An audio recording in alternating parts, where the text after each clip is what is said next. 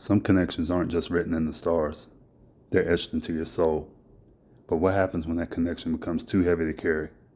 Today we're talking about cord cutting a twin flame, and why releasing them doesn't mean losing the lesson. Greetings, family. I'm Jay Coley, your favorite mirror, and this is Ascend, where we turn healing into power and pain into purpose.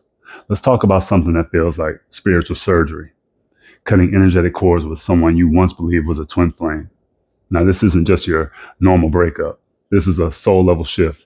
You're not just releasing a person, you're recalibrating your entire nervous system, your heart space, your memories, your mission. But let's make one thing clear.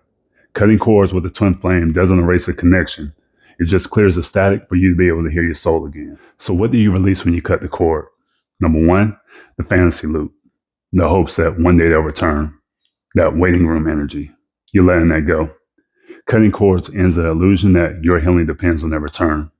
You're no longer negotiating your worth with the universe. Number two, you release the emotional whiplash, the hot and cold, that push and pull. You release the chaos, not the connection. Because the soul bond, that's sacred. But the behavior, that's human. And sometimes it's deeply unhealed.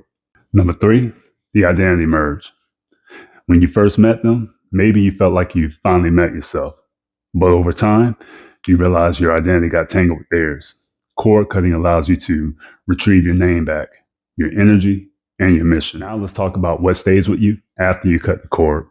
Number one, the soul lesson. The mirror doesn't disappear.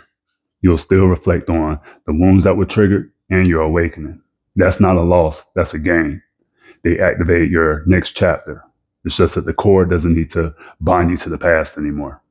Number two, the love, the real kind, not the attachment, not the trauma bonding, the unconditional love that taught you how deep your heart really goes. That love doesn't leave, it just evolves. Number three, the spiritual power that you reclaim. What stays with you? You, the version of you that rose from rock bottom, that said, even if they don't choose me, I choose me. And by doing so, you chose God. So if you're thinking about cutting the cord, don't look at it as an ending. Think of it as turning a page in the book without having to burn the book.